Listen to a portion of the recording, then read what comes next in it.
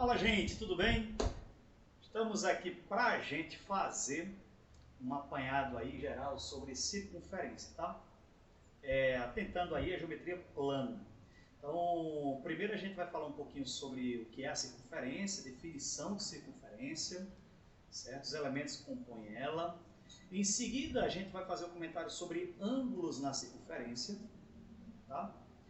E, por fim, as relações métricas que ela tem. Não sei se tudo no mesmo vídeo, mas as relações métricas. A gente vai levando aqui, se vê que esticou um pouquinho, aí faz outros vídeos para a gente complementar, tá bom? Para a gente desenhar uma circunferência, a primeira coisa que a gente tem que perceber é que eu preciso de duas informações. Eu preciso do tamanho dela, né, que seria o raio, certo? E preciso também da posição com que ela vai ser desenhada, que seria o centro. A gente chama de circunferência um conjunto de pontos do plano que equidistam de um ponto fixado, certo? Então, na nossa definição de circunferência, a gente pode começar a história assim, ó. Fixados um ponto C e uma distância R, aí evidentemente, pessoal, como eu estou falando que R é uma distância, só um pleonasmo matemático, tá? R é positivo. Nós chamamos de circunferência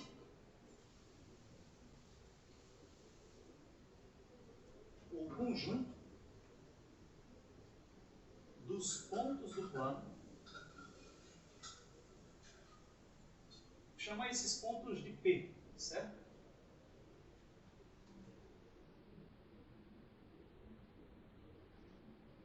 Tais que a distância entre os pontos e o centro seja constante.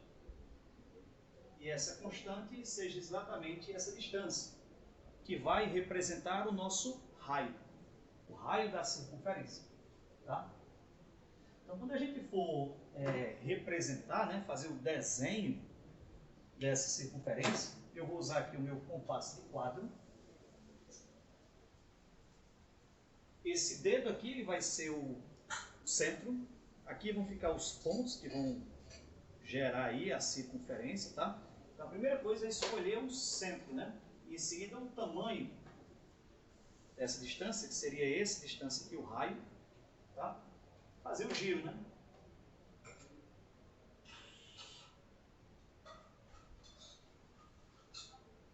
Bem?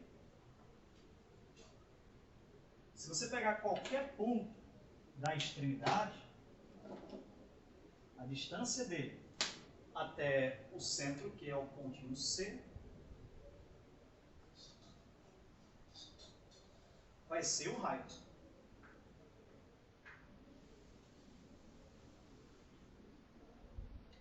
Tá? Então essa distância é que é o raio. Tem alguns elementos importantes da circunferência que a gente precisa conhecer, principalmente em termos de nomenclatura, né? Como, por exemplo, o que é uma corda, né? Uma corda é um segmento que une dois pontos da circunferência.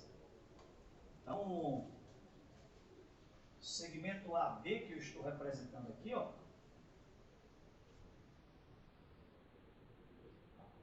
é uma corda, porque une dois pontos da circunferência, certo? Evidentemente distintos, claro. É possível que esses dois pontos sejam colocados de tal forma que esse segmento passe pelo centro, não é possível? E quando isso acontece, nós estamos diante da maior corda possível. É aquela corda que passa pelo centro. A gente vai chamar ela de diâmetro. Tá bom? Então esse aqui, ó, a corda. Esse aqui é o nosso diâmetro.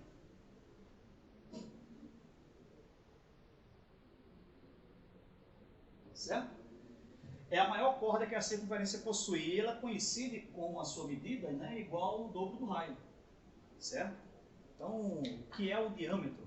É a maior corda que a circunferência tem. Quanto vale o diâmetro? 2 Rs. São perguntas diferentes. Tá? Nós temos dentro da corda, dentro da definição de corda, a gente tem outros dois elementos importantes. Um que é essa região, que está limitada por um arco e por essa corda. Aí essa região aqui, essa áreazinha aqui, ela é chamada de segmento circular. Segmento circular. E toda corda tem uma flecha. Toda corda tem uma flecha. A flecha da corda, você faz assim, ó. Você tenta traçar um segmento que passa pelo centro perpendicular à corda. Certo? Evidentemente, esse segmento ele faz parte, aí, está contido na mediatriz da corda AB. Isso dividiria a corda perpendicularmente ao meio, certo? E a gente vai chamar de flecha da corda AB esse segmento que sai do ponto médio da corda e vai até a circunferência, a borda da circunferência. Esse pedacinho aqui, ó, é que nós chamamos de flecha da corda AB. Toda corda tem uma flecha, e essa flecha é, digamos, a maior distância entre a corda e o arco que limita esse segmento circular. Certo?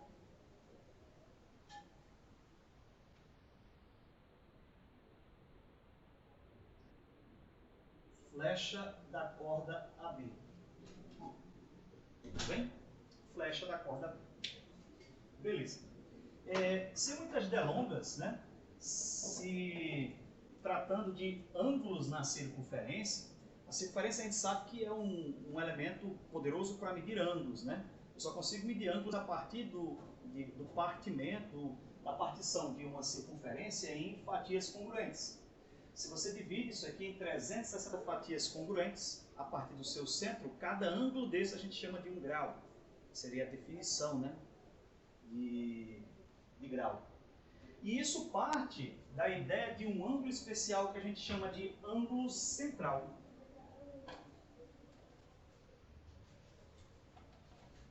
O que é um ângulo central? É um ângulo que o seu vértice é o centro da circunferência. Vou colocar aqui, ó.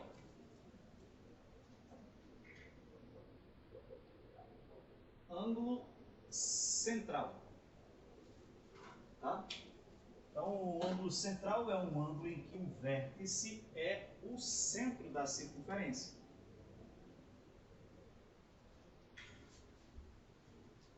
Aqui, ó.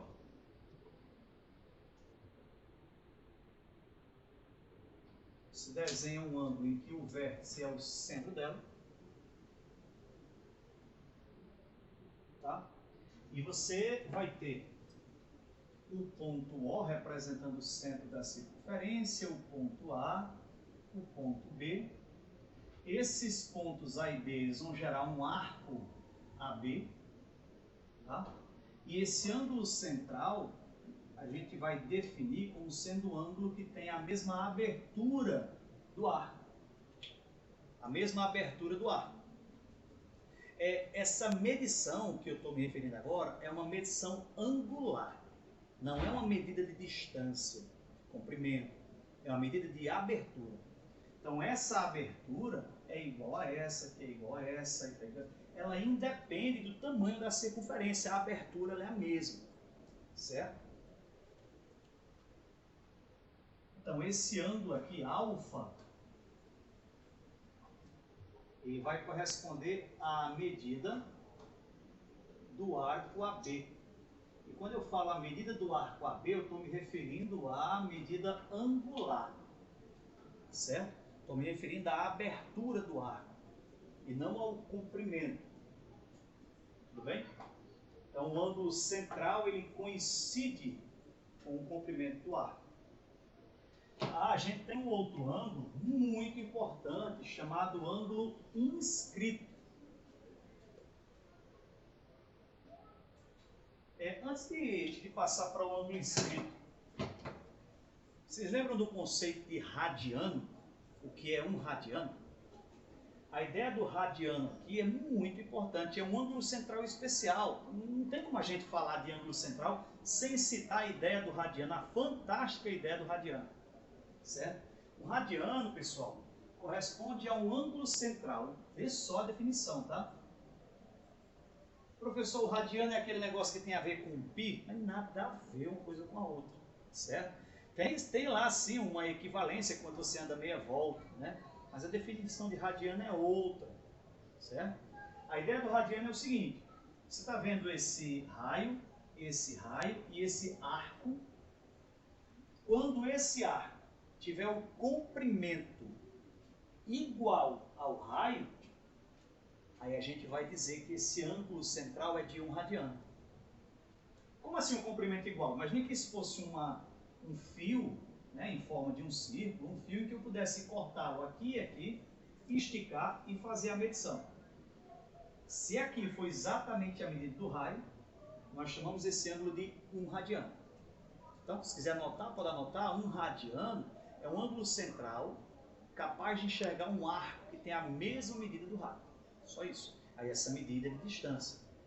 Percebe que o radiano ele foi programado, ele foi projetado para relacionar a medida do ângulo com a medida do arco, projetado para trabalhar com comprimento. Pois é. Se não fosse a definição da unidade de radiano na circunferência, a gente não conseguiria calcular comprimento de arcos, não conseguiria calcular comprimento de curvas de um modo geral. Né? Então a gente consegue fazer isso exatamente pela a maneira com que a gente calcula os arcos, os comprimentos de arcos a partir da definição de radiano. Certo? E aí, meia volta, você vai ter como sendo pi radianos, né? Uma volta, 2 pi radianos, correspondendo a 360 graus. Tá legal? O que é o ângulo inscrito?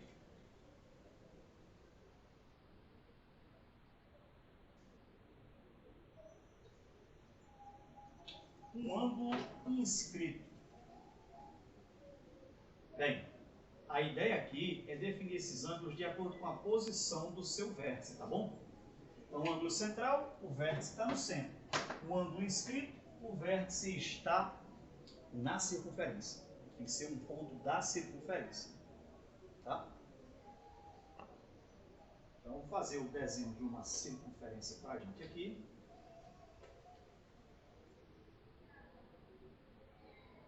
Fazer o desenho da circunferência. Né? E a representação de um ângulo inscrito. Vou pegar os mesmos dois pontinhos A e B aqui, bem parecidos, sendo que o vértice, o ângulo, não vai ser mais o centro, também não é um ponto do interior, viu? Da circunferência. Vai ser um ponto da circunferência, um ponto que está em cima da circunferência. Esse ângulo inscrito, vou chamar ele de beta, betinha, tá? Esse ângulo inscrito. E existe uma relação entre a medida desse ângulo e a medida desse arco também, tá?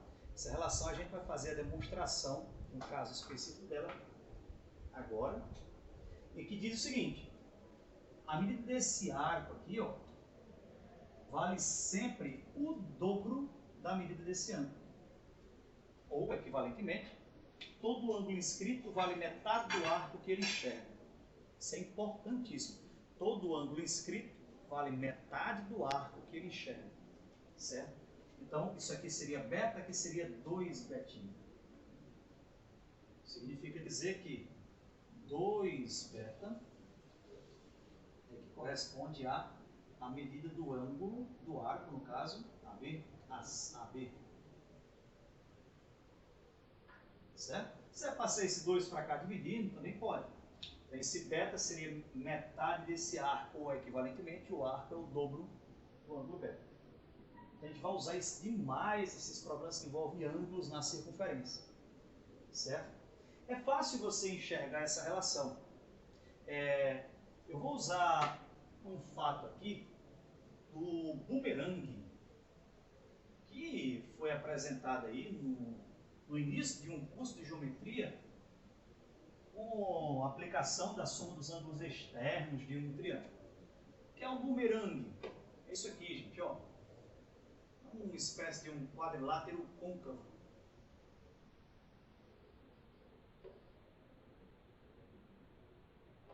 Uma figura que vai aparecer ali quando eu ligar aí os raios, né? Então, ó. Nota. Imagina que eu tenha essa figura em que esse ângulo aqui, ó, mede x, esse aqui mede Azinho, Bzinho e Czinho. Não é difícil você enxergar que x é a soma desses três ângulos. Tá? Por duas aplicações sucessivas do teorema do ângulo externo, você pode perceber facilmente isso. Então, o x aqui, ó, ele vai ser A mais B mais C, certo? O x é exatamente A mais B mais C no nosso bumerangue. E eu vou usar esse bumerangue para enxergar essa relação que está sendo apresentada aí.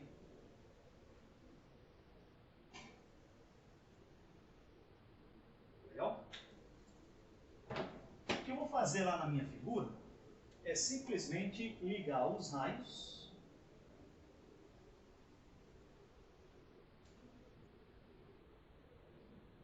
Ligar os raios. E eu já sei que, por definição, esse ângulo vale alfa, que é a medida do arco AB. Eu quero mostrar que o alfa ele é 2 beta. Não é verdade?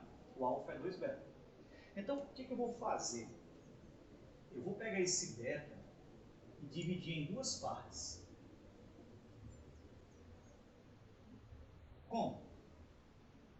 Como que eu vou dividir esse beta em duas partes? Assim, ó. Eu vou pegar ele aqui e traçar esse raio para cá. E ao traçar esse raio, eu divido esse ângulo beta em beta 1 e beta 2. Certo? Gente, isso aqui, ó, tem a mesma medida disso. Significa que aqui também é beta 1.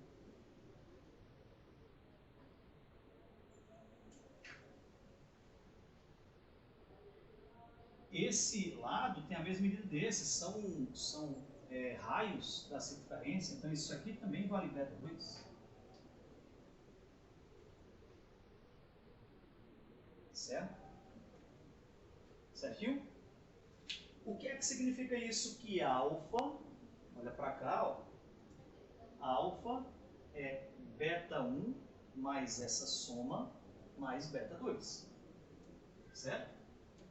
Então eu posso dizer nessa minha figura que o alfa é beta 1 mais beta 2 mais essa soma, que é beta 1 mais beta 2. E aí você há de concordar comigo, né? Ficou aqui bem claro então, que isso aqui é o nosso beta, isso aqui evidentemente é a mesma coisa, o nosso beta. Eu posso concluir para essa figura que o alfa vale 2 beta. Certo? Beleza? E aí tem duas consequências que eu queria comentar com vocês sobre esse resultado de o ângulo inscrito ele ser metade do arco que ele enxerga. Certo? O primeiro resultado, vou apagar aqui, aproveitar só a figura, né? O primeiro resultado seria com relação a ângulos inscritos que enxergam o mesmo arco.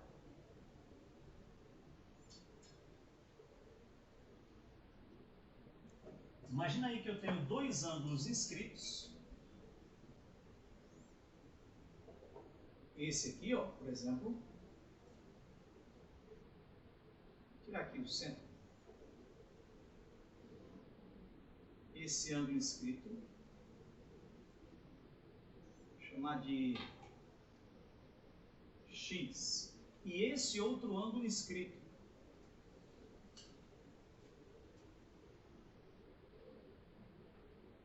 Vou chamar de Y. Bem, o ângulo X, ele enxerga o arco AB. Então, isso aqui vale 2x. Mas o ângulo Y também enxerga o arco AB. Então, isso também vale 2y. O que é que a gente conclui disso? Que esses ângulos têm que ter a mesma medida. Moral da história, ângulos que enxergam o mesmo arco necessariamente possuem a mesma medida.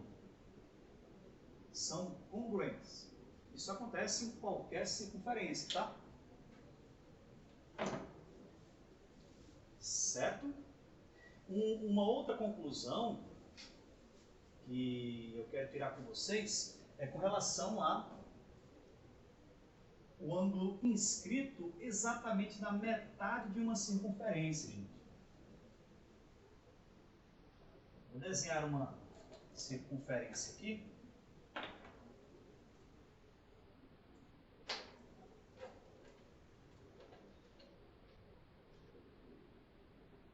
Então, imagina que eu vou representar uma circunferência e nela eu vou desenhar um triângulo em que os seus lados é o diâmetro.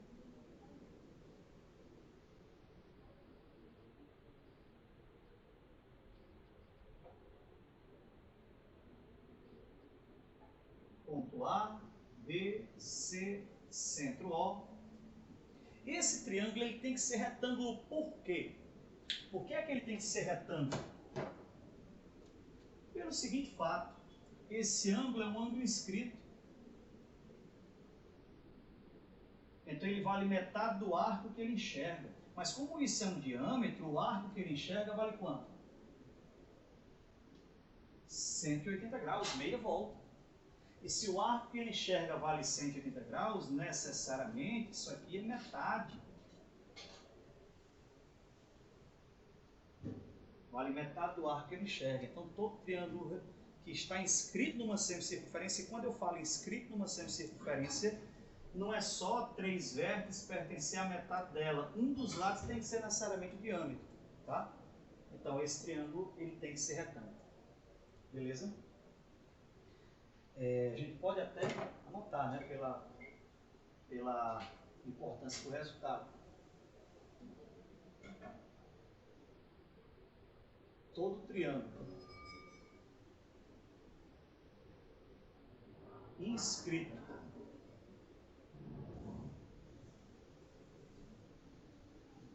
numa semicircunferência ele é retângulo. E aí a gente consegue inclusive visualizar uma propriedade do triângulo retângulo que é justificada por essa situação, que é a propriedade da mediana relativa à hipotenusa. Isso aqui é raio, raio e raio. A mediana relativa à hipotenusa vale metade da hipotenusa. Exatamente porque a mediana é um raio. Tá? Essa é a ideia. E a última informação dessa nossa primeira aula. A última informação é com respeito a um quadrilátero inscrito numa circunferência. Será que todo quadrilátero pode ser inscrito numa circunferência? Será que, dado um quadrilátero qualquer, eu sempre posso passar uma circunferência única que passa pelos 4 vértices? Será? Resposta: não. Não é possível. Nem todos. Vamos ver? Vou desenhar aqui a minha circunferência.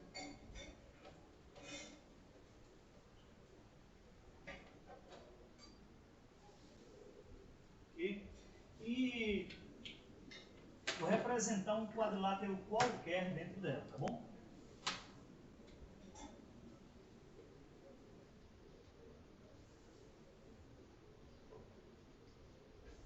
Aí entenda um quadrilátero qualquer, né? A gente não vai forçar para que ele seja um quadrilátero especial, de forma alguma.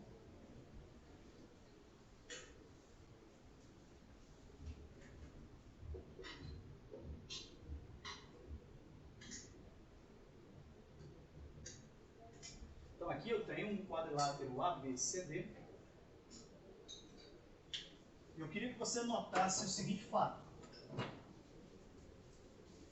Esse ângulo aqui, que eu vou chamar de A-chapéu, para dizer que é o ângulo interno do vértice A, certo? Esse ângulo aqui, ele é um ângulo inscrito. Tudo isso sobre ângulo inscrito, certo? Ele é um ângulo inscrito. Então ele vale metade do arco que ele enxerga, não é verdade? E qual arco que ele enxerga? Vou mostrar agora para vocês. O arco que ele enxerga é esse aqui, ó.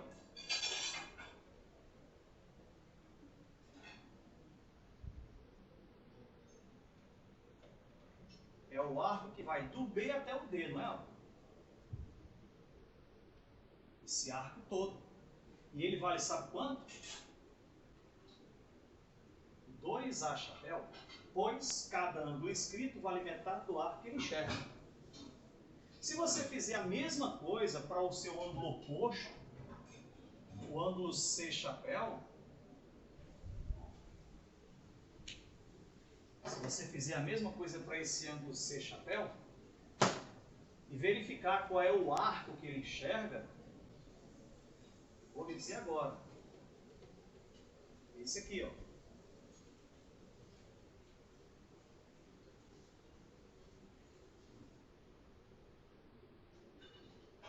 Que vai também do B até o D, só que desse lado. Então esse ângulo aqui seria 2C chapéu. Já que o ângulo inscrito vale metade do arco que ele enxerga. Tá bom? Ou seja, muito fácil de você perceber isso aí. Se você juntar 2A chapéu com 2C chapéu, dá uma volta completa.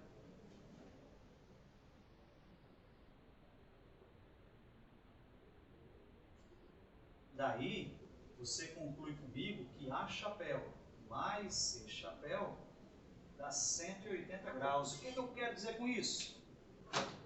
Quadrilátero, para ser inscritível, para caber certinho dentro de uma circunferência, é necessário que os seus ângulos opostos sejam suplementares.